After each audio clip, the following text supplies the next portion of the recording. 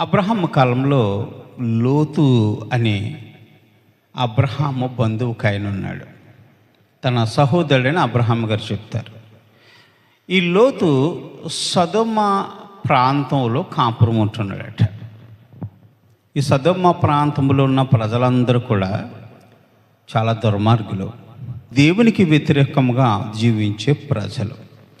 వీరికి వాయువర్షాలు లేవు, నరహత్య చేసేటువంటి వారు, దొంగతనాలు చేసేవారు, ఒకరి పట్ల ఒకరు అమానుష్యంగా ప్రవర్తించేవారు, స్త్రీల పట్ల అసభ్యంగా ప్రవర్తించేవారు. వీరి పాప భారము చాలా ఎక్కువైపోయింది. ఆకాశం నుంచి దేవుడు చూసి మరి భూమి మీద సొదొమ ప్రాంతంలో ఉన్న ప్రజల యొక్క స్థితిగతులు మీరు కనుక్కురండి అని భూమి మీదకి ఇద్దరు దేవదూతల్ని పంపించాడు. ఈ సొదొమ ప్రాంతంలో మరి నివసించే ఈ ప్రజల మధ్యన నీతిమంతుడైన లోతు జీవిస్తున్నాడట.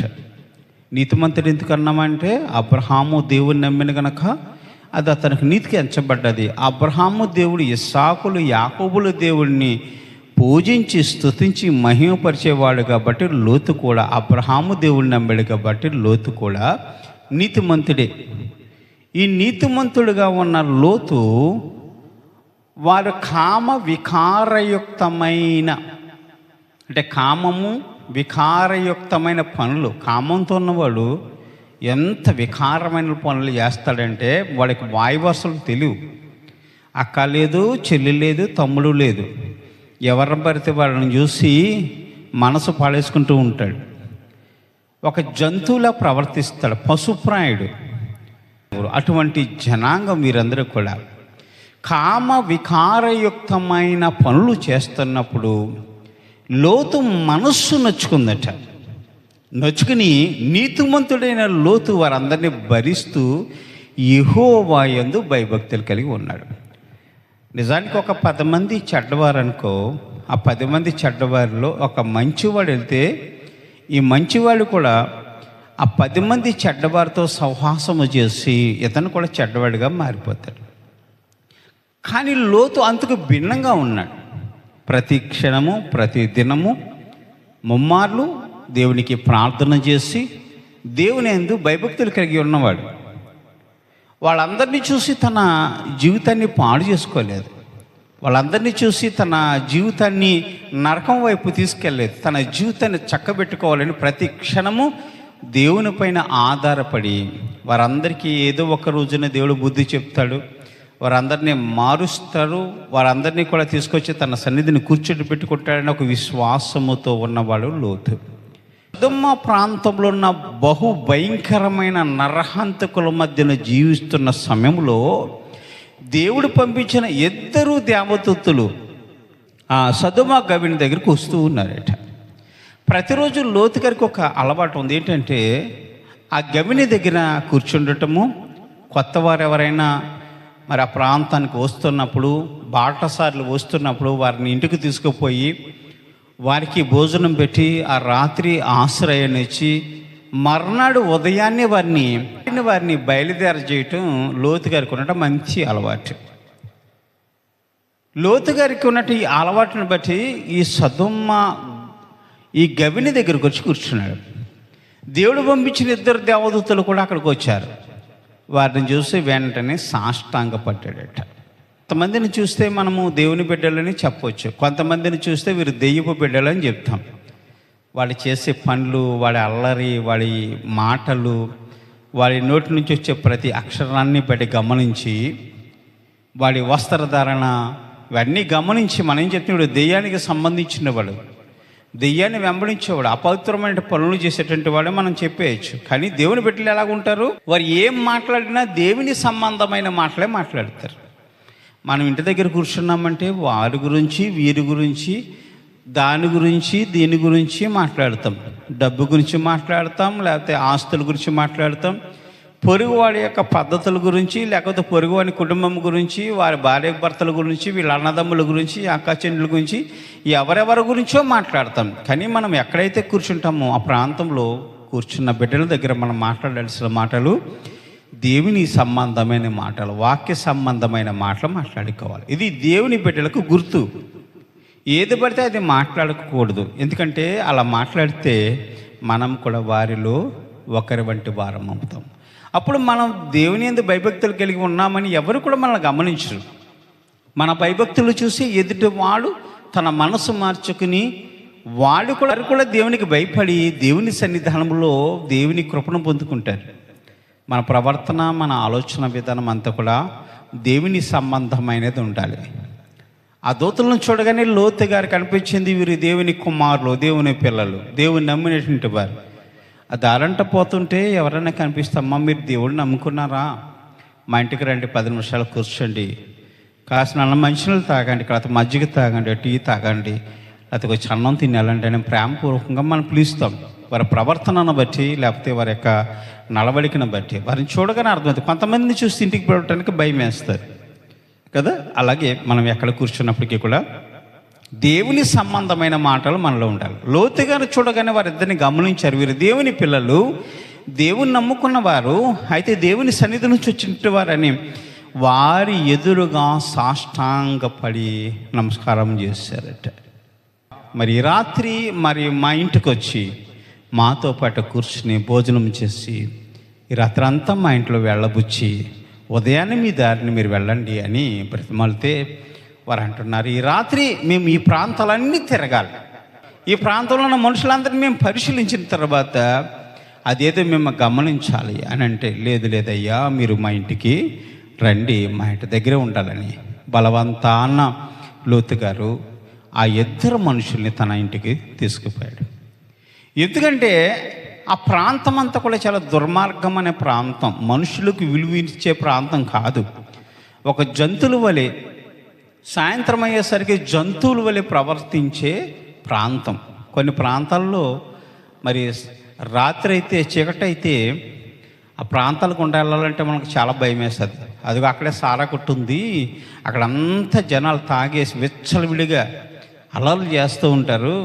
వెళ్తే ఏ ప్రాంతానికి వెళ్తే ఏమవుతుందో, అలా వెళితే వాళ్ళు పట్టుకుంటారేమో, ఇలా వెళ్తే ఇలా పట్టుకుంటారేమో, వాళ్ళు ఏం చేస్తారో భయం, డబ్బులు లాక్కుంటారో, లేకపోతే లేకపోతే గొంతుకు వస్తారో, ప్రాణాలు తీస్తారో, ఏమో తెలియని పరిస్థితులు. ఆ ప్రాంతానికి వెళ్తే అంత దుర్మార్గులే. ఏ ప్రాంతంలో ఎవరు ఏం చేస్తారనేది ఎవరికి అంతు చిక్కని రహస్యము కలిగే ప్రాంతాలు అవి. చీకటి ప్రాంతాలు, భయభక్తులు లేని ప్రాంతాలు, దేవునికి వ్యతిరేకమైన ప్రాంతాలు. ఆ ప్రాంతాల గురించి లోతు గారికి పూర్తిగా తెలుసు.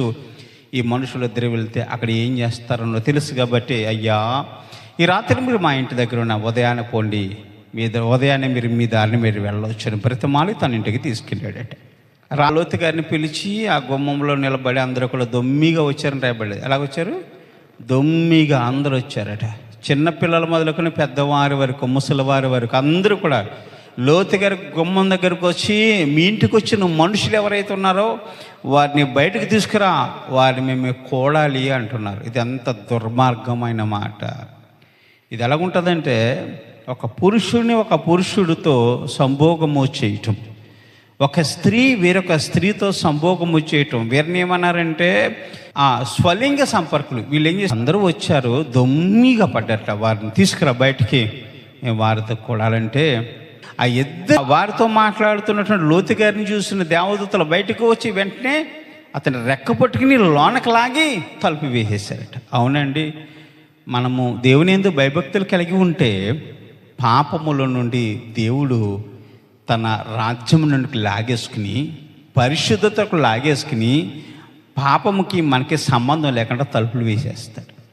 ఎందుకంటే ఈ మనుషుల యొక్క పాప భారం ఎంతో లెక్క వేయమని మమ్మల్ని పంపించాడు దేవుడు. అయితే మేము చూస్తాం, ఈ పాపం అంతా పరిపక్వమైపోయింది, పరిపూర్ణమైపోయింది. వీరు చేసిన ప్రతి పాపం లెక్క సరిపోయింది, వీరు చావటానికి అర్హులు.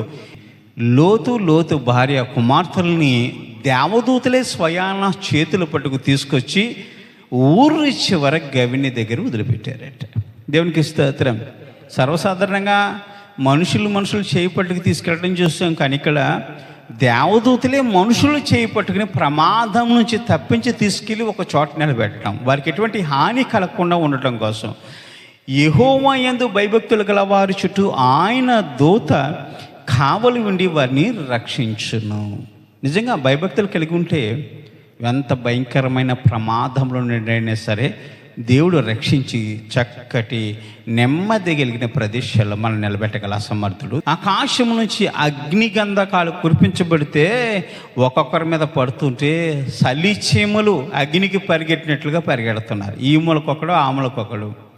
వారి శరీరం మీద అగ్నిగంధకాలు కాలిపోతుంటే, వారి శరీరాలు మాడి మసైపోతుంటే ప్రాణాల కోసం అంగలారుస్తూ పరుగులు తీస్తున్నారు. సంతోషించిన నాళ్ళు సంతోషించారు, ఇప్పుడు ఏడ్చే సమయం.